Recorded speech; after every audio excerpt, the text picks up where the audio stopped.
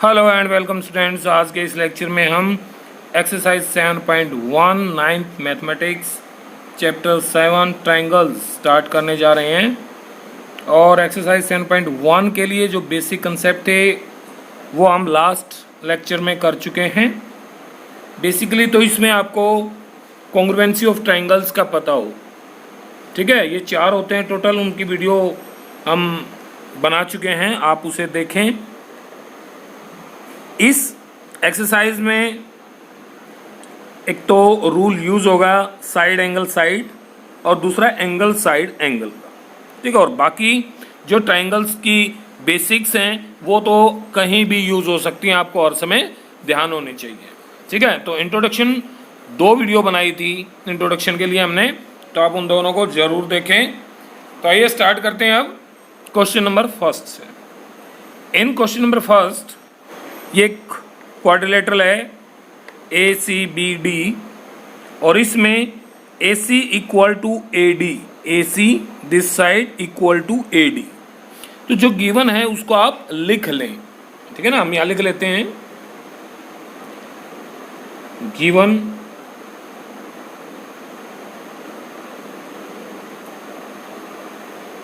In ACBD AC equal to BD, AC equal to AD, AC equal to AD, ये given है। और क्या given है? AB bisects angle A, ये AB angle A को bisect करती है, सही है। तो ये भी लिखेंगे हम AB बाइसेक्ट्स एंगल A। तो आपको प्रूव करना है सो दैट कि triangle A B C congruent होगी ट्रायंगल ADB के। तो इसको हम लिखेंगे टू प्रूव में, है ना। गिवन तो यही है, इसको लिखेंगे टू प्रूव। जो आपको प्रूव करना है, जो सिद्ध करना है वो है प्रूव करें कि triangle ABC congruent to triangle ABD होगी, ये प्रूव करना है। अब एक चीज़ और ध्यान दें आप, अगर हमें आवश्यकता पड़ी तो हम कंस्ट्रक्शन कर सकते हैं। कंस्ट्रक्शन का मतलब है कहीं पैरेलल लाइन की आवश्यकता पड़ी तो खींच सकते हैं, कहीं परपेंडिकुलर ड्रॉ कर सकते हैं। तो ये सारा कहाँ होता है? कंस्ट्रक्शन में। अगर कंस्ट्रक्शन की आवश्यकता नहीं है तो हम उस स्टेप को छोड़ेंगे और डायरेक्ट फिर लिखेंगे प्रूफ।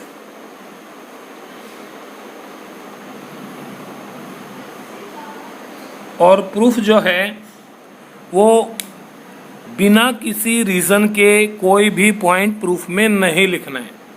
जो भी बात आप यहाँ लिखेंगे उसका आप रीज़न देंगे। तो अब आपको क्या सोचना है कि ट्रायंगल ABC और ABD किस प्रकार से कॉन्ग्रुएंट हो सकते हैं। तो जो 4 कॉन्ग्रुएंसी हमने लास्ट लेक्चर में पढ़ी थी वो थी, पहला साइड एंगल साइड, दूसरा एंगल साइड एंगल, तीसरा साइड साइड साइड, और फोर्थ वन वाज RHS। इन चारों में से आप इस क्वेश्चन में कौन सी प्रॉपर्टी ऑफ कॉन्ग्रुएंसी यूज कर रहे हैं वो आप आइडेंटिफाई कर लें गिवन के आधार पर, और जो आप यहाँ से निकाल पा रहे हैं, जो आप यहाँ से ऑब्जर्व कर पा रहे हैं, ठीक है। देखिए ये ट्रायंगल, ऊपर वाले ट्रायंगल और नीचे वाले ट्रायंगल्स को कॉन्ग्रुएंट करना है। तो यहाँ देखिए AB तो दोनों में कॉमन है ना, कॉमन है। इस ट्रायंगल में भी उतना ही है और इस ट्रायंगल में भी। तो AB इक्वल टू AB। अब AC गिवन है, AC equal to AD given है, तो 2 साइड होगी। अब एंगल A को देखें, एंगल A ये कंप्लीट है पूरा, लेकिन ये AB इसको बाइसेक्ट करती है, यानी कि ये नीचे वाला पार्ट और ऊपर वाला पार्ट दोनों क्या हो गए? इक्वल हो गए। एंगल 1, इसको मैं 1 मान लेता हूँ और इसको 2 मान लेता हूँ। एंगल 1 और 2 क्या होंगे? इक्वल। तो क्या हो गया? 2 साइड और एक एंगल। तो 2 साइड और एक एंगल हमारी फर्स्ट प्रॉपर्टी ही यूज हो जाएगी इसमें। तो ये सारी बातें हम यहाँ लिखेंगे अब, ओके। इन ट्रायंगल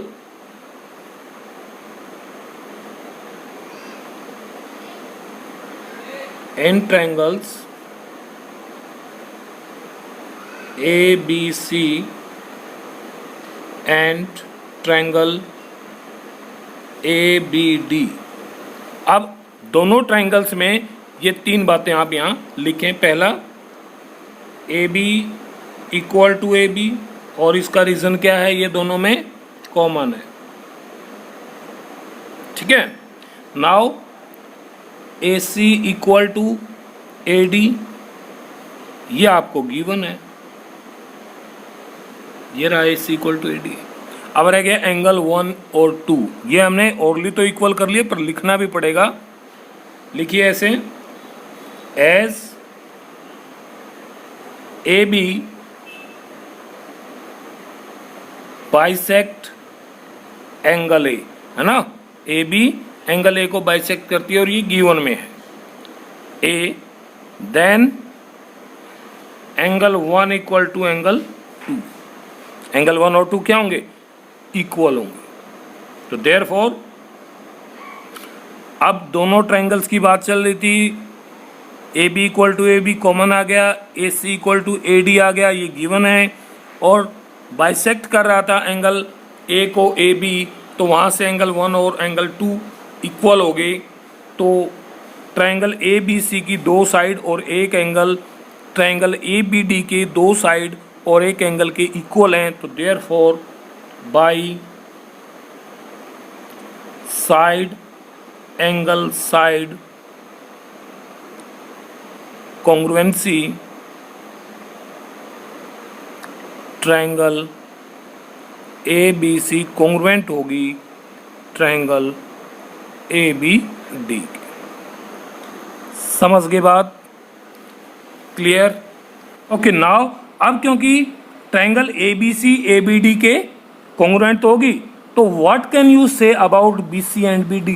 देखिए BC क्या है, BC ऊपर वाले ट्रायंगल की साइड है और BD नीचे वाली की, तो CPCT से ये भी इक्वल हो जाएंगी। तो क्या लिख सकते हैं, वी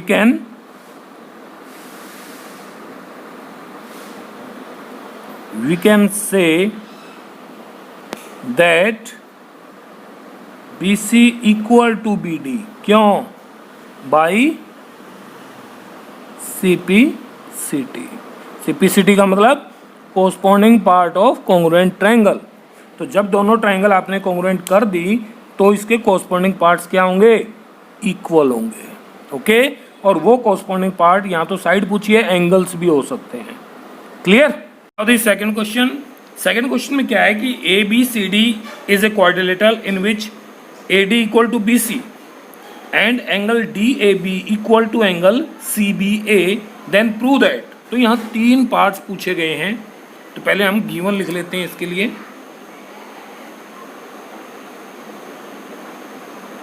गिवन क्या है, ABCD इज ए क्वाड्रिलेटरल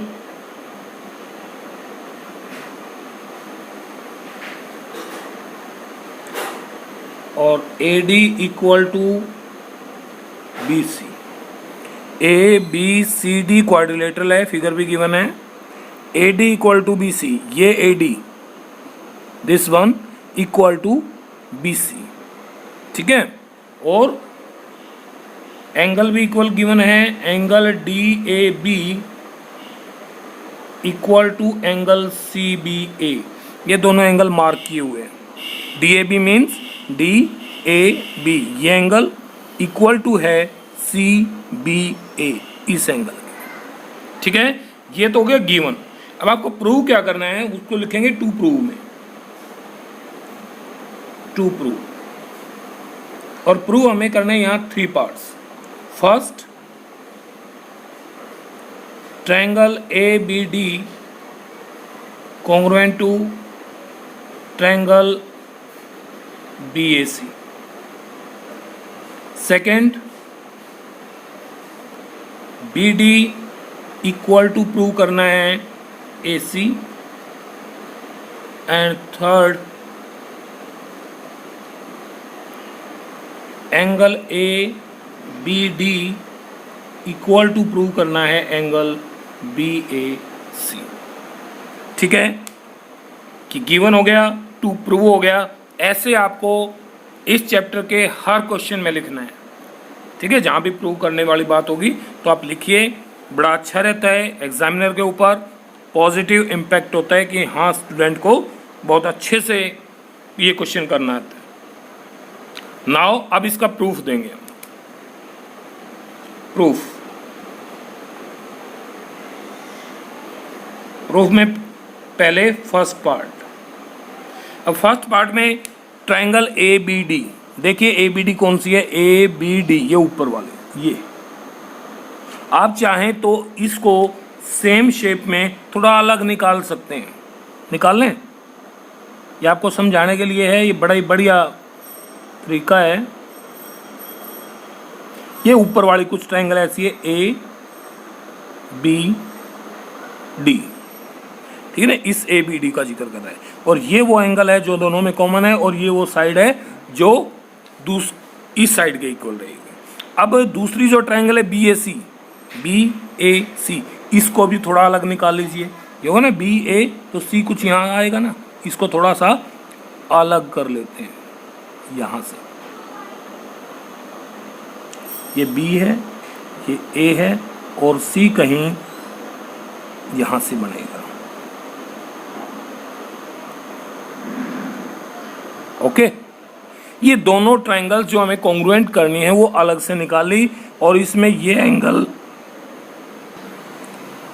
और ये साइड जिनके ऊपर मार्क है। अब देखिए इन दोनों को कॉन्ग्रुएंट कैसे करेंगे। देखिए स्टूडेंट, यहां ये दोनों ट्रायंगल्स आपस में लिंक्ड हैं, है ना, और यहां हमने दोनों को अलग अलग कर लिया। तो अब चारों प्रॉपर्टीज में से देखिए कौन सी प्रॉपर्टी बन सकती है। यहां ए बी दोनों ट्रायंगल्स में कॉमन है। ए बी क्या है, दोनों ट्रायंगल्स में कॉमन है ना, ये वाली साइड। एक तो ए बी हो गया इक्वल टू ए बी, तो लिखेंगे in triangle A B D and triangle B A C, A B equal to A B. समझ में आ रहा है ना। और इसका रीजन क्या देंगे, ये कॉमन है, सही है।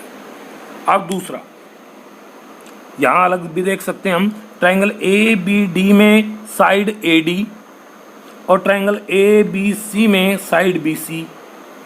ए डी और बी सी भी इक्वल है, तो ये भी लिख लो, A D equal to B C, ये गिवन है, हो गया।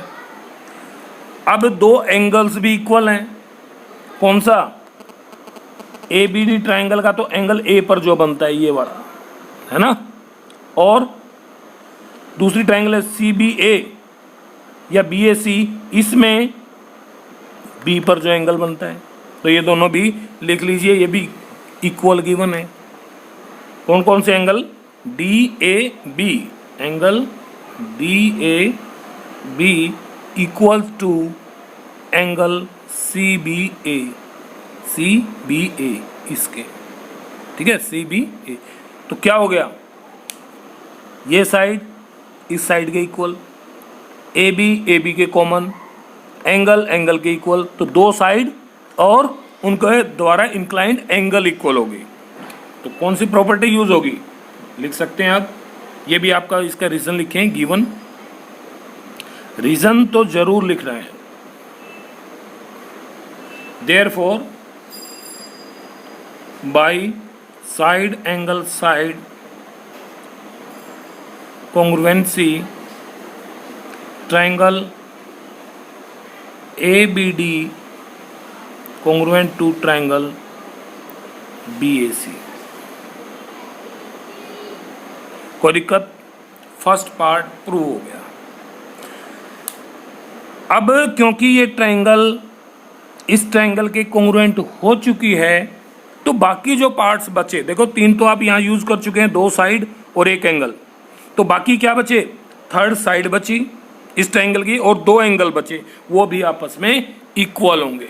और उसका रीजन क्या होता है, CPCT से लिखते हैं हम, इसको भी देख लें एक बार। CPCT इसका मतलब है corresponding parts of congruent triangles. तो CPCT का मतलब होगा कि दो ट्रायंगल आपने कॉन्ग्रुएंट कर दिए हैं, उनके कोरस्पॉन्डिंग पार्ट्स। अब जो जो इक्वल किए हैं उनको छोड़ो, कोरस्पॉन्डिंग पार्ट्स पहचानेंगे कैसे, ये जरूरी है। देखिए जो जो साइड आपकी इक्वल हैं उनके अपोजिट एंगल इक्वल होंगे, समझ रहे हैं, और जो एंगल्स इक्वल किए हैं उनके अपोजिट साइड इक्वल होंगे, समझ गए। तो देखिए हमें क्या करना है अब सेकंड पार्ट में, BD को AC के इक्वल करना है। अब BD देखिए कौन सी है, ये साइड BD है, दिस वन, और AC ये वाली। ये इक्वल कब होंगे, जब इनके अपोजिट एंगल इक्वल होंगे। तो इसके अपोजिट एंगल B पर बनेगा, इसका अपोजिट A पर बनेगा, और ये दोनों इक्वल हैं ही, गिवन में भी हैं। और ट्रायंगल कैसी होगी, कॉन्ग्रुएंट होगी। कॉन्ग्रुएंट होगी तो हम किससे लिखेंगे, CPCT से लिख सकते हैं सेकंड को। थर्ड को देखिए, एंगल ABD, ABD ये वाला एंगल, यहां देखेंगे तो ABD इस एंगल का जिक्र कर रहा है। किसके इक्वल प्रूव करना है, BAC, BAC इसके, यानी कि BAC इस एंगल के इक्वल करना। ध्यान रखना ये दूसरी ट्रायंगल का है और ये दूसरी ट्रायंगल का एंगल है, ये भी इक्वल होंगे। BAC ये एंगल किसके अपोजिट है, BC के। और ABD या DBA ये किसके अपोजिट है, AD के। और AD और BC क्या है, इक्वल है, तो इनके अपोजिट एंगल भी इक्वल होंगे बाई CPCT। समझ में आ गई ना। तो आइए लिखते हैं अब, now proof second.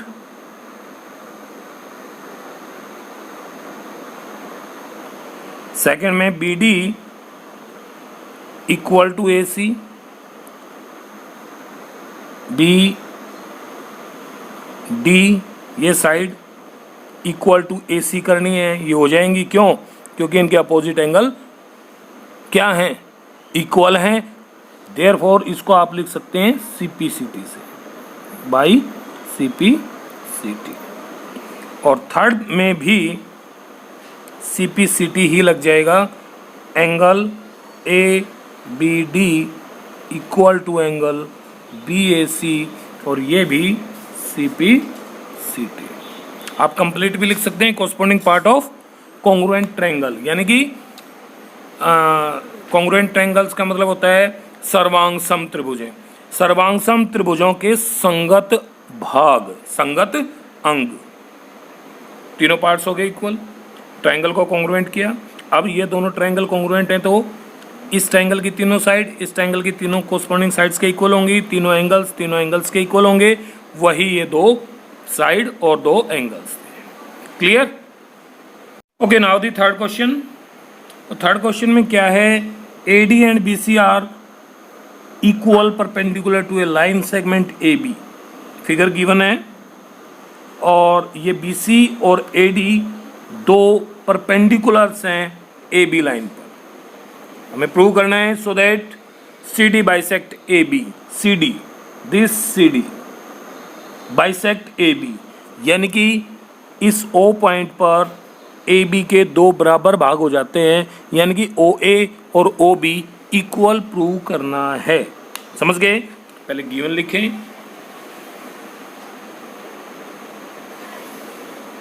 Given in figure AC equal to BC and both are perpendicular, both are perpendiculars। Clear. Prove क्या करना है, लिखें to prove CD bisect AB, CD AB को बाइसेक्ट करती है। इट मीन्स आप ये भी लिख सकते हैं कि ओ ए इक्वल टू ओ बी, ये प्रूव करना। इससे क्या होगा, इससे क्या होगा कि ओ मिड पॉइंट हो जाएगा ए बी का, और ओ सी डी पर लाई करता है, तो इसका मतलब सी डी ओ पर ए बी को बाइसेक्ट करते हैं। ठीक है, अब कैसे बाइसेक्ट होगा, ये ओ बी कैसे ओ ए के इक्वल आएगी, ये जो ऊपर वाली ट्रायंगल आप देख रहे हैं ये वाली, और इस नीचे वाले दोनों ट्रायंगल्स को हमें कॉन्ग्रुएंट प्रूव करना होगा। कॉन्ग्रुएंट प्रूव करेंगे तो कोरस्पॉन्डिंग साइड से सीपीसीटी से ये दोनों साइड इक्वल हो सकते हैं। अब देखिए दोनों ट्रायंगल कैसे कॉन्ग्रुएंट होंगी। 90 डिग्री का एंगल है, यहाँ भी 90 डिग्री का एंगल है, और B C equal to A D है। और क्या इक्वल है कुछ और इक्वल?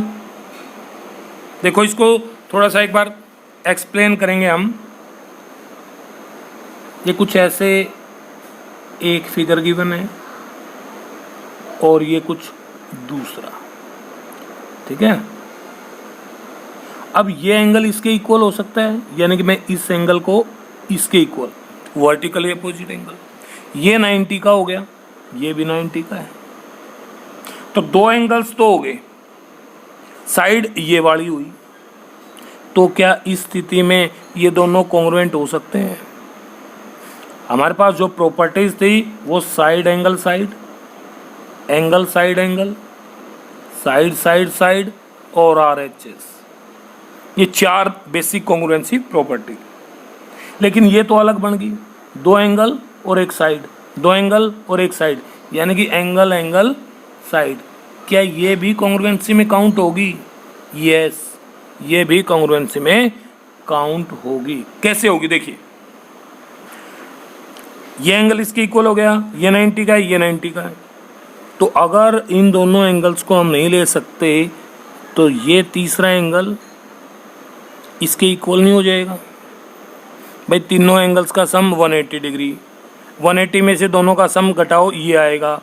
यहाँ ये एंगल इसके इक्वल है, ये 90 का है, तो 180 में से इन दोनों को घटाया, यानी कि इन दोनों को घटाया, एक ही बात है, ये दोनों इन दोनों के इक्वल हैं, तो ये एंगल आएगा और ये इसके इक्वल होगा। बात समझ? तो इसका भी हम प्रयोग कर सकते हैं। बाकी रेफरेंस के लिए आप अपनी टेक्स्ट बुक, जो एनसीईआरटी की टेक्स्ट बुक है, उसका पेज नंबर 117, पेज नंबर 117 पर देख सकते हैं, वहाँ ये एक्सप्लेन किया हुआ है। सही है ना? ये जो मैंने आपको बताया ये सारा वहाँ लिखा हुआ है। तो हम यहाँ क्या यूज़ करें, अब लिखे प्रूफ। बेटा समझने की क्वेश्चन है, अंडरस्टैंडिंग वाले क्वेश्चन है सारे के सारे, और बिना किसी रीज़न के आपने कोई भी पॉइंट नहीं लिखना है। तो प्रूफ में ट्रायंगल्स ले लेते हैं हम। इन ट्रायंगल ऊपर वाली OBC and triangle OAD, OBC OAD, दोनों ट्रायंगल्स में। एक तो ये 90 डिग्री के एंगल्स हैं, है ना। मैं क्या हम इसको 1 और 2 बोल लें? इसको एंगल 1 मान लेते हैं और इसको angle 2। Angle 1 equal to angle 2, क्यों? ईच 90 डिग्री, ये गिवन है परपेंडिकुलर से। अब इसको मैं एंगल 3 कहूँ और इसको angle 4, angle 3 equal to angle 4, क्यों? ये वर्टिकली अपोजिट एंगल है, वर्टिकली अपोजिट एंगल्स, और वो इक्वल होते हैं। अब यहां से वो बात कहना चाह रहा था मैं कि अगर एक ट्रायंगल के दो एंगल दूसरी ट्रायंगल के दो एंगल्स के इक्वल है तो तीसरा ऑटोमेटिक इक्वल हो जाएगा, क्योंकि तीनों का सम 180 डिग्री होता है, और 180 में से दो एंगल्स दूसरे के दो एंगल्स के इक्वल हैं, तो 180 में से इन दोनों का सम सब्ट्रैक्ट करेंगे और 180 में से इन दोनों का सम सब्ट्रैक्ट करेंगे तो सेम टर्म्स ही आएंगी। ठीक है, आप चाहें तो AAS का यूज़ कर लें, इन दोनों को लिखें, और ऑल्सो थर्ड क्या इक्वल गिवन है, साइड थी BC equal to AD, BC equal to AD, ये गिवन है। Therefore by angle side rule, ये आपकी बुक में मेंशन है rule, triangle OBC congruent to triangle OAD। अब दोनों ट्रायंगल अगर कॉन्ग्रुएंट होगी तो कोरस्पॉन्डिंग पार्ट्स क्या होंगे, इक्वल होंगे। अब कोरस्पॉन्डिंग पार्ट्स में हमें तो OB को OA के इक्वल करना है, तो OB किसके इक्वल है, इस एंगल के, और OA इस एंगल के, तो ये थर्ड एंगल है, ये भी इक्वल होंगे बाई CPCT। तो हम लिखेंगे therefore OB equal to OA by CPCT। अगर OB इक्वल टू OA हो गया, it means therefore AB is bisected by CD at O। समझ गए ना, अगर OA और OB ये दोनों इक्वल हो गए तो O क्या हो गया, मिड पॉइंट हो गया, और मिड पॉइंट हो गया तो ये CD इस O पर AB को बाइसेक्ट करती है। हैंस लिख दें, हैंस प्रूव्ड। क्लियर। आप इसी क्वेश्चन को ऐसे भी कर सकते हैं। देखो यहां क्या लिखा था हमने, angle 1 equal to angle 2, 90 degree के हैं दोनों। उसके बाद एंगल 3 इक्वल टू एंगल 4 लिखा, ये वर्टिकली अपोजिट एंगल हैं। तो अब आप लिख सकते हैं चाहें तो angle 5 equal to 6, angle 5 equal to angle 6। और ये क्यों लिखा, because sum of interior angle of a triangle is 180 degree, है ना, दो इक्वल हैं तो तीसरा भी अपने आप, तो यहां से आ जाएगा। अब दो एंगल 1 और 5 को लें, 1 और 5 को लें, और side BC equal to AD होगा। तो क्या हो गया, दो एंगल एक side, angle side angle, angle side angle, ये प्रॉपर्टी लगा करके भी आप प्रूव कर सकते हैं। Okay, now the fourth question. और फोर्थ क्वेश्चन क्या है, L and M are two parallel lines intersected by another pair of parallel lines P and Q as shown in the figure।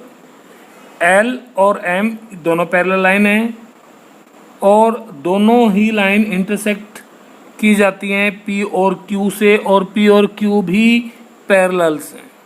ठीक है, और प्रूव करना हमें कि ट्रायंगल ABC, पहचानिए ट्रायंगल ABC कौन सी है, ABC, ये वाली ट्रायंगल कॉन्ग्रुएंट होगी ट्रायंगल CDA इस ट्रायंगल के। आता कि समझ में, चलिए लिख लेते हैं। गिवन क्या है, गिवन L और M पैरेलल लाइन है, L parallel to M and also P parallel to Q। आप लिख भी सकते हैं इन गिवन फिगर। सही है। प्रूव क्या करना है, टू प्रूव में लिखिए, to prove triangle ABC congruent to triangle CDA। अब दोनों ट्रायंगल कॉन्ग्रुएंट करनी है, कॉन्ग्रुएंसी की जो भी प्रॉपर्टीज हैं उनको ध्यान में रखें, जो गिवन है उसका प्रयोग करें और कोशिश करें कोरस्पॉन्डिंग टर्म्स इक्वल करने की। तो देखिए प्रूफ लिखते हैं इसका। तो अब देखिए कि अगर दो लाइन पैरेलल हैं और कोई ट्रांसवर्सल उनको इंटरसेक्ट करती है, तो क्या हम ये एंगल इसके इक्वल लिख सकते हैं, लिख सकते हैं। ये हो गया ऑल्टरनेट एंगल। तो क्या ये स्थिति कहीं हमारी यहाँ बनती है, ये दो पैरेलल लाइन, ये ट्रांसवर्सल, तो ये वाला एंगल दिख रहा है, ये इसके इक्वल नहीं हो जाएगा।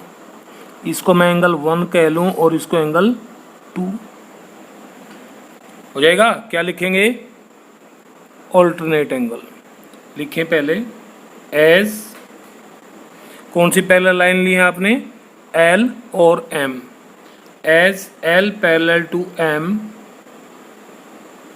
देन इन ट्रायंगल्स, दोनों ट्रायंगल्स के नाम भी लिख लीजिए। In triangle ABC and triangle CDA। L M के पैरेलल है, तो ABC और CDA ट्रायंगल्स में एंगल 2 इक्वल टू होगा एंगल 1। एंगल 2 क्यों लिखा? क्योंकि पहले हमने लिखी है ट्रायंगल ABC, तो ट्रायंगल ABC के पार्ट्स सारे के सारे पहले लिखेंगे और फिर लिखिए CDA, तो उसके पार्ट्स राइट हैंड साइड में लिखेंगे। ये ध्यान रखना आपने, मिक्सअप नहीं करने हैं। जिस ट्रायंगल के पार्ट्स पहले लिखे हैं, सारे पार्ट्स एंगल्स हैं चाहे साइड हैं, वो उसी साइड रहेंगे। ओके, तो इनका क्या रीज़न है? इसका लिख देंगे ऑल्टरनेट एंगल।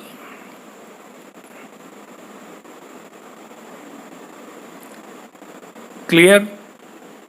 अब दूसरी बात, अगर पैरेलल लाइन ऐसे हो जाएं तो भी ट्रांसवर्सल हो सकती है ऐसे, तो क्या इस स्थिति में ये एंगल इसके इक्वल होगा? तो ये भी ऑल्टरनेट एंगल है। तो यहाँ जब P और Q पैरेलल हैं तो क्या ये एंगल इसके इक्वल नहीं आएगा? तो मैं लिख सकता हूँ 3 = 4, है ना? यानी कि ABC का angle 4 equal to angle 2 same, यानी कि ऑल्टरनेट एंगल है ये भी। डू का मतलब क्या होता है? जो ऊपर लिखा है वही। अब दो एंगल्स इस ट्रायंगल के, दूसरी ट्रायंगल के दो एंगल्स के इक्वल तो हो गए हैं, अब साइड भी चाहिए।